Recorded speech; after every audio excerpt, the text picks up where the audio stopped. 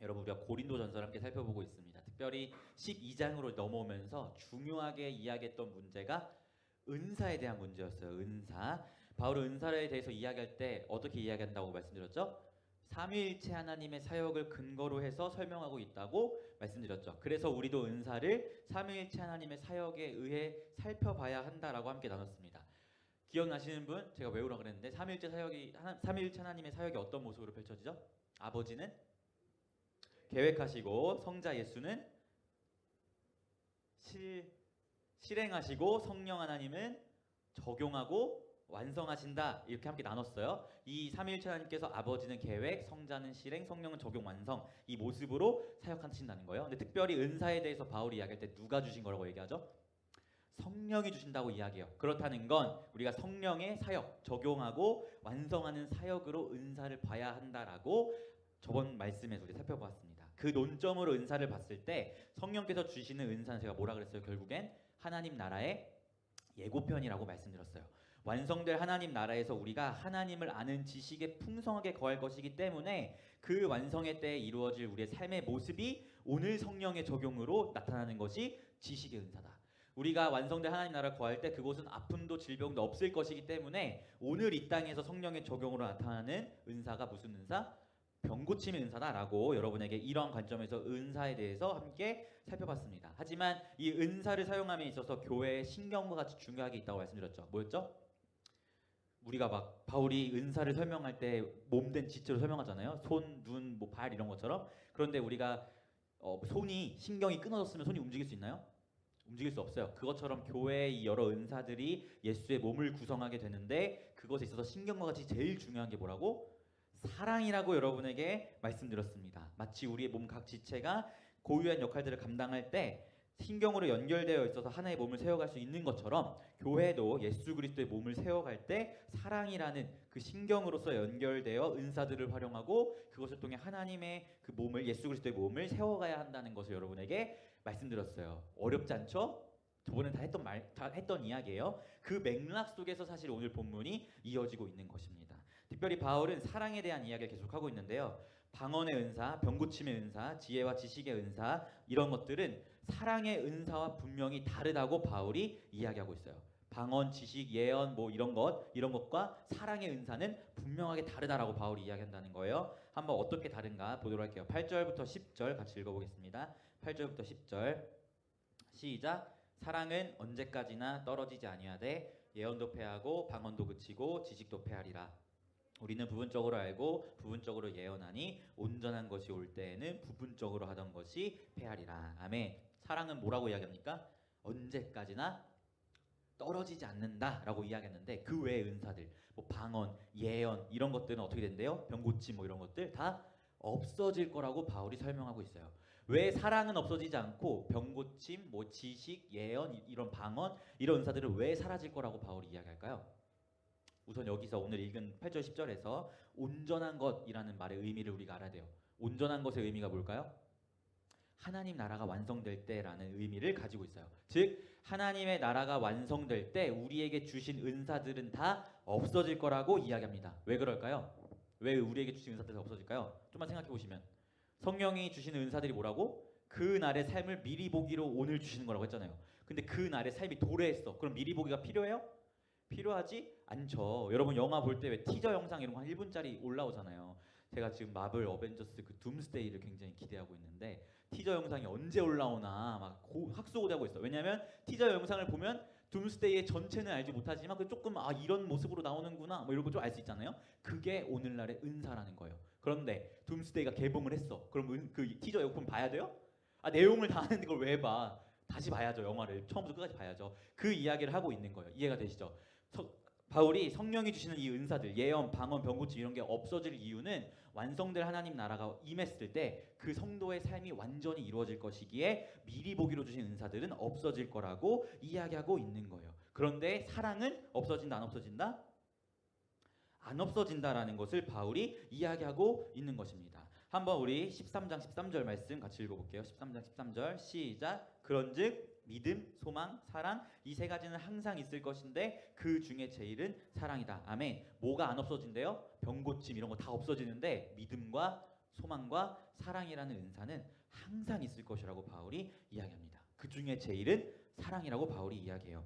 왜 다른 은사들과는 다르게 믿음, 소망, 사랑은 없어지지 않는 걸까요? 병고침의 은사, 지식의 은사, 방언의 은사 이런 것들은 하나님의 나라가 완성되면 다 사라지는데 왜 믿음과 소망과 사랑은 영원한 걸까요? 어떻게 생각하십니까? 우리 하품하신 구보는 순장님 어떻게 생각하세요? 왜 안 없어지는 걸까? 그거는 왜 영원하다고 말하는 걸까?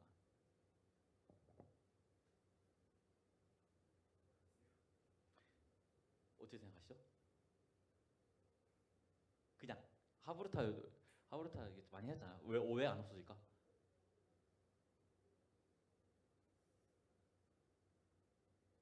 빨리 말을 해주셔야 제가 다음 넘어가죠. 모르겠다. 여러분 왜냐하면 완성될 하나님 나라에서 우리 삶의 모습이 오늘 이 시간 속에서 나타나는 게 은사라고 말씀드렸어요. 병고침, 지혜, 지식, 방언, 예언 뭐 이런 것들 그것이 하나님 나라에서 우리의 삶의 모습을 보여주고 있다면 믿음과 소망과 사랑은 삶의 모습을 보여주는 게 아니고 삶의 원리를 보여주는 은사가 믿음, 소망, 사랑이기 때문입니다. 하나님 나라가 완성되면 우리의 삶의 모습은 날마다 하나님을 아는 지식에 풍성이 거하고 아픔도 죽음도 고통도 없고 모든 민족이 하나 되어 하나님을 찬양하는 그런 예배하는 모습, 그런 모습이 있을 것이기 때문에 오늘 이 순간 여러 은사들을 주세요. 그것을 은사를 통해서 비춰볼 수 있어요. 하지만 이 삶의 모습을 살아감에 있어서 삶의 원리로서 나타나는 게 사랑이요, 믿음이요, 소망이라고 바울이 이야기하고 있는 것입니다. 그 하나님 나라에서는 전적으로 하나님을 날마다 신뢰하고 하나님을 날마다 소망하고 하나님을 전심으로 사랑하는 삶의 원리로 성도들이 살아갈 것이라고 이야기하는 거예요. 그렇기 때문에 그 날에 살아갈 우리의 삶의 모습이 완성되면 은사들은 당연히 필요가 없어지지만 예고편이었으니까 하지만 그 삶의 원리는 필요가 없어지는 게 아니죠. 이 땅에서도 우리가 살아가야 할 원리고 그 날에도 살아가야 할 원리라는 것을 바울이 이야기하는 거예요. 그래서 믿음과 소망과 사랑은 하나님 나라가 완성되어도 변치 않고 영원히 있을 것이라고 바울이 이야기하고 있는 것입니다. 그 패하여지지 않는 믿음, 소망, 사랑 중에 최고는 뭐다? 사랑이다라고 이야기하는데요. 왜 그럼 사랑이 최고일까요? 믿음, 소망, 사랑은 성도의 삶의 원리인데 왜 사랑이 그 중에 제일일까? 그 이유는 사랑은 여러분 모든 것을 다 아우르기 때문이에요. 믿음도 아우르고 소망도 아울러요. 하나님을 사랑하니까 하나님을 전적으로 믿을 수 있는 거예요. 그리고 하나님을 사랑하니까 그분을 소망할 수 있는 거죠. 그래서 바울은 믿음, 소망, 사랑은 이 성도의 삶의 원리로 영원할 것인데 그 중에 최고는 사랑이라고 바울이 이야기하고 있는 것입니다. 그런 이해 안에서 바울은 너희들의 그 모든 은사를 사랑하되 사랑이라는 삶의 원리, 사랑이라는 교회의 신경으로 연결되어서 그 은사들을 활용해야 한다고 바울이 이야기하고 있는 거예요. 왜? 사랑은 성도의 삶의 원리이기 때문입니다. 아시겠죠? 사랑하는 피플 여러분, 사랑이 하나님의 성도의 삶의 원리라면 오늘 이 땅에서 하나님의 성도이신 여러분의 삶도 어떤 원리로 살아가야겠어요? 당연히 사랑의 원리로 살아가야죠. 그것이 율법이 우리에게 요구하는 원리잖아요. 율법이 뭘 요구해요? 하나님을 사랑하고 이웃을 사랑하라는 사랑의 원리를 율법이 구원받은 성도들에게 감사의 준칙으로 요구하고 있는 원리예요. 그것이 하나님 나라의 백성의 삶의 원리이기 때문입니다. 우리가 하나님 나라가 완성될 때 죄 없는 부활의 몸으로 새롭게 갱신되어서 사랑의 삶, 믿음의 삶, 소망의 삶을 살아가게 될 거예요. 하지만 오늘 이 땅에서도 동일하게 그 삶을 우리는 살아야 한다는 것입니다. 왜냐하면 이것은 성도의 삶의 원리이기 때문에. 그런데 여러분 그럼 우리가 사랑으로 삶을 살아야지라고 말씀을 듣고 살아보려고 하지만 사실 어떤 현실을 마주하게 돼요? 내가 그렇게 할 수 없는 나의 연약한 현실을 마주하게 됩니다. 예수님이 이 땅에 다시 오셔서 우리가 부활의 몸을 입게 되면 누가 뭐라 하지 않아도 자원하는 마음으로 아주 기쁨을 가지고 사랑, 믿음, 소망의 삶의 원리로 살아내게 될 거예요. 그것이 그냥 우리 힘으로 가능해요. 왜냐하면 영화로운 몸으로 바뀌었으니까. 그런데 이 땅에서 살아가면서 우리는 영화로운 몸에 거하고 있나요? 구원은 받았지만 여전히 죄인의 몸에 거하며 살아가고 있어요. 그리스도인이라는 새로운 정체성은 부여되어서 우리의 삶을 움직이는 삶의 원리는 사랑이 되었는데 여전히 나의 몸뚱아리는 죄인의 몸에 있기 때문에 사랑의 원리로 살아가 봐야지라고 하는데 내 몸이 그게 잘 안 된단 말이에요. 여기 다 공감하시죠? 그 날이 되면 분명히 우리는 그렇게 자원하여 살 수 있지만 여기서는 그것이 쉽지 않다라는 것입니다. 그래서 사실은 바울이 야 너네 사랑의 원리로 살아가는 거 힘들지? 그러면 이거라도 지켜봐 라고 하면서 가이드라인으로 제시하는 게 있어요.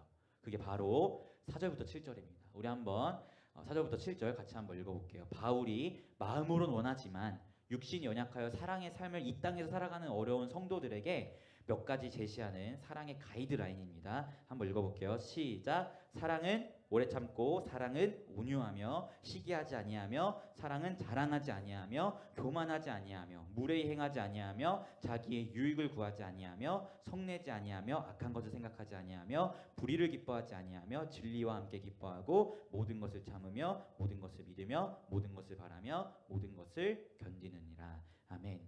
여러분, 하나님 나라가 완성되면 사랑에 대해서 굳이 설명하지 않아도 우리는 그 삶을 너무나 자연스럽게 살아가게 될 것입니다. 하지만 이 땅에서 우리는 연약하기 때문에 그 사랑의 원리를 온전히 살아낼 수가 없어요. 그래서 바울이 가이드라인으로 제시하고 있는 거예요. 사랑의 원리로 살아가고 싶으면 오래 참아봐라. 사랑의 원리로 살아가고 싶으면 온유하고, 시기하지 말고, 자랑하지 말고, 교만하지 말고, 무례히 행하지 말고, 나의 유익보다 타인의 유익을 구해보고, 쉽게 화내지 말고, 악한 생각하지 말고, 불의보다 하나님의 진리를 기뻐하고, 여러분의 이웃을 위해 참아주고 믿어주는 그런 삶을 살아봐라 라고 바울이 가이드라인을 제시하고 있다는 거예요. 왜냐하면 우리의 삶은 이 땅에서 여전히 죄인의 몸에 있기 때문에 이러한 노력이 필요하기 때문입니다. 왜? 아직 구원의 완성에 이르지 못했기 때문에. 하지만 여러분 안에 성령님이 계시기 때문에 우리의 의지를 들여 노력한다면 성령께서 주시는 힘으로 넉넉히 사랑이라는 삶의 원리를 살아낼 수 있어요. 그 삶의 원리로 살아가는 것을 시작으로 제시하는 가이드라인이 4절부터 7절. 오래 참고, 온유하며, 시기하지 않고, 자랑하지 말고, 무례히 행하지 말고, 이런 것으로부터 시작하라고 바울이 이야기하고 있는 것입니다. 이해가 되시죠? 사랑하는 피플 여러분, 특히 제가 이제 여러분에게 좀 적용점으로 내세우고 싶은 것인데, 이 바울이 제시하고 있는 4절부터 7절의 이 가이드라인을 삶의 깊은 곳에서 적용할 수 있는 환경을 하나님께서 이미 여러분에게 허락하셨어요. 여러분이 이 사랑의 가이드라인을 실천할 수 있는 삶의 터전을 이미 허락하셨어요. 어떤 터전일까? 어떤 환경일까? 바로 여러분의 부모님입니다. 부모님. 저도 청소년기에 진짜 막 나가는 아들이었어요. 제 말빨도 세잖아요. 성격도 세고, 그래서 저희 어머니는 이미 제가 중학생이 되고 나서부터 저를 이기지 못했습니다. 그리고 아버지랑도 엄청 많이 부딪히면서 거의 뭐 눈을 부라리면서 대드는 그런 아들이 저였어요. 물론 저도 여전히 때로는 그런 성향과 모습들이 지금도 가끔 툭툭 튀어나오긴 합니다. 하지만 가급적으로 안 그러려고 노력해요. 제가 왜 그렇게 노력을 하냐면, 물론 예수 그리스도의 은혜로 부모님을 공경해야지, 이런 하나님의 크신 은혜로 인하여 노력하는 것도 있지만, 제가 대학생이 되고 나서 한번 크게 충격을 받았던 적이 있었어요. 재은아, 내가 충격을 받은 적이 있었어. 집중해야지. 충격을 받은 적이 있었어요. 저도 청소년기에 부모님에게 거의 지지 않고 살았다고 말씀드렸잖아요. 근데 제가 그리고 나서 성인이 된 거예요. 근데 토요일, 아직도 기억나요. 토요일 아침에 저희 어머니가 시장에서 장을 봐오셨나 봐요. 근데 그 시장에 너무 많이 봐가지고 뭔가 물건이 많아서 좀 무거웠던 것 같아요. 근데 그때 저는 방에서 잠을 자고 있었습니다. 근데 어머니는 딱 봐도 내가 일어나서 그 물건을 1층부터 집까지 들어다 주기를 바라셨던 것 같아요. 그래서 집에 들어와서 자고 있는 내 방문을 딱 열었는데 제가 자고 있었던 거죠. 근데 그때 시간이 대충 한 10시쯤 됐거든요. 오전. 저도 사실은 누워 있었는데 정신은 다 깨인 상태였어요. 그럼 좀 깨워서, 아들을 좀 깨워서, 야 예찬아 짐 좀 들어줘 라고 하면 되잖아요. 근데 우리 엄마가 저를 보고, 자는 그 뒷모습을 보고 못 깨우는 거예요. 왜 못 깨웠을까? 깨우면 또 난리칠까봐, 내가 아침 일찍 왜 깨우냐고 막 난리치고 그럴까봐 엄마가 저를 못 깨우는 거예요. 그 무거운 거를 혼자 들고 오는 어머니를 제가 보면서 저는 좀 충격받았어요. 스스로 내가 그렇게 거지 같은 자식인가? 라는 이런 충격이 스스로에게 좀 임했어요. 아니, 엄마가 아들한테 짐 들어달라는 부탁을 못할 정도로, 눈치를 볼 정도로 내가 좀 그렇게 막 나가는 아들이었나? 라는 그런 좀 충격을 받았습니다. 그래서 그날 이후로 가급적으로 부모님이 뭐를 부탁하면 저는 군말 않고 부모님을 섬기려고 굉장히 노력을 많이 했습니다. 물론 저희 부모님 입장에서는 성에 안 찰 수 있어요. 하지만 저는 진짜 많이 노력했어요. 저는 여러분이 바울이 제시하는 이 가이드라인을 먼저 여러분의 부모님에게 적용해 보셨으면 좋겠어요. 여러분, 하나님의 자녀의 삶의 원리는 사랑입니다. 하지만 여러분이 공감하시듯이 이 사랑의 원리를 나의 마음대로 살아내길 원하지만 그것이 죄인의 몸에 있기 때문에 결코 쉽지 않다는 것을 여러분이 공감하실 거예요. 특히 부모님에게 있어서는 더더욱 그런 것 같아요. 가까운 가족이기 때문에. 그렇기 때문에 여러분이 의지를 들여서 바울이 제시하는 이 사랑의 가이드라인 정도만이라도 부모님께 지키며 나아가는 여러분들이 되셨으면 좋겠어요. 여러분, 여러분의 부모님에게 오래 참으십시오. 오래 참으세요. 겸손함으로 부모님을 대하시고 부모님께 무례히 행하지 마시고 예의 있게 행동하세요. 그리고 부모님에게 쉽게 화내지 마시고 여러분의 유익보다 여러분을 돌보시고 아껴주시는 부모님을 더 생각하는 여러분들이 되셨으면 좋겠습니다. 알아요. 다 사춘기이기 때문에 쉽지 않은 거 압니다. 저도 이야기했잖아요. 그런 시기 지나왔다고. 하지만 여러분이 하나님의 자녀라면 그 삶의 원리를 그렇게 살아낼 수 있었으면 좋겠어요. 내가 스스로 살아내는 게 어려우니까 바울이 이렇게라도 살아봐라고 가이드라인을 제시한다니까. 오래 참고 온유해보고 무례히 행하지 마라 라고 명쾌하게 가이드라인 주잖아요. 그럼 그것만이라도 부모님에게 해보세요. 그럴 때 여러분의 삶이 사랑의 원리로 작동하기 시작할 것입니다. 여러분의 부모님을 향해서 이런 사랑의 가이드라인을 지키며 나아갈 때 그것이 여러분의 삶을 사랑의 원리로 세워지게 만들 거예요. 그리고 그런 사람들의 삶이 부모님을 넘어서 학교에서 또 교회에서 여러분의 주변의 동역자와 이웃들에게도 사랑의 삶의 원리로 다가갈 수 있게끔 여러분을 성숙한 그리스도인으로 만들어 갈 것이라고 저는 확신해요. 사랑하는 피플 여러분, 하나님의 자녀의 삶의 원리는 사랑입니다. 아직 연약하기 때문에 바울이 제시하고 있는 이 명확한 가이드라인이라도 그걸 지키면서 삶의 원리를 여러분의 삶 가운데 녹여내며 살아가는 여러분들이 되었으면 좋겠어요. 아시겠죠? 누구에게 먼저? 가장 가까운 나의 이웃, 부모님에게 먼저 여러분들이 사랑의 원리로 살아가셨으면 좋겠습니다. 아시겠죠? 오래 참으세요. 화내지 마시고 온유하시고 부모님에게 무례히 행하지 마시고. 아시겠죠? 청소년기에 다 그럴 수 있어요. 하지만 그럴 수 있다는 하나님의 자녀에게는 통하지 않습니다. 자녀라면 바울이 제시한 가이드라인에 귀 기울이신 여러분들이 되었으면 좋겠습니다. 이런 은혜가 우리 피프리 공동체 가운데 넘쳐나기를 예수님의 이름으로 축원합니다.